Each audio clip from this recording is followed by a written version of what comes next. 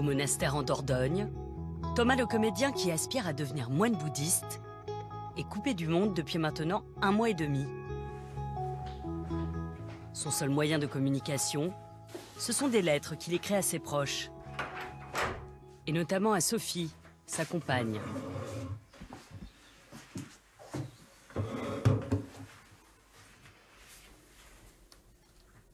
Sophie, merci pour ton courrier. Ici, tout va bien. Grâce à la pratique, on peut tout dépasser.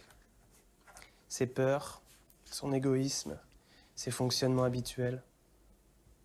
J'appréhendais de me retrouver en groupe, en continu, mais à la fin, les formes du zen sont plus fortes que l'ego. Et c'est une bonne nouvelle. Hier, j'ai eu un entretien avec l'abbé. Tu ne seras pas étonné d'apprendre que je lui ai parlé de mes difficultés à patienter. Aussi, je lui ai dit que je galérais sur la pratique du don.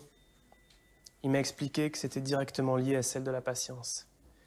Que patienter avec les autres, pour les autres, donner de son temps, c'était ça le vrai don. Prendre le temps d'entendre le point de vue de l'autre, d'être avec l'autre.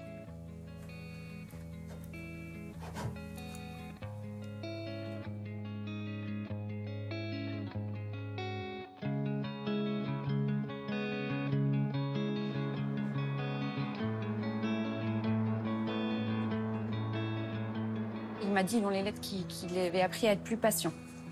Donc, je suppose qu'il sera peut-être plus patient, on va voir si ça marche. J'imagine que ça peut permettre le fait de prendre 3 mois pour être ailleurs, dans une autre énergie, un autre rapport au temps, un autre mode de vie. Bah, ça peut permettre de nous obliger à changer autrement que ce à quoi on nous invite tous les jours. J'attends pas qu'il revienne, mais je sais qu'il va revenir. Et j'espère. Et du coup, voilà. Mais en tout cas, c'est pas du tout pesant. Au contraire, je trouve ça super d'imaginer, voilà, ce que ça peut être que de vivre 3 mois ce quotidien-là, très différent du mien. Ça me pèse pas, au contraire, c'est assez profitable. Sophie va devoir encore patienter avant de retrouver son amoureux. Cette retraite bouddhiste aura-t-elle transformé Thomas?